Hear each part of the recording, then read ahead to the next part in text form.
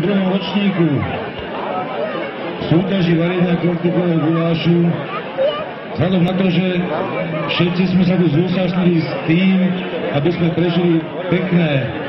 popoludnie a pekný deň, tak sme sa rozhodli odmeniť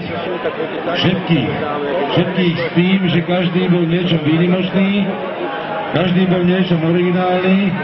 a poprosím vás, aby si prišli prezať diplomy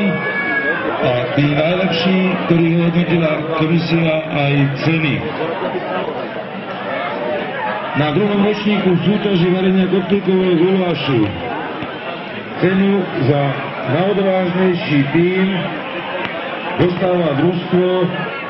Dodo Strakovice.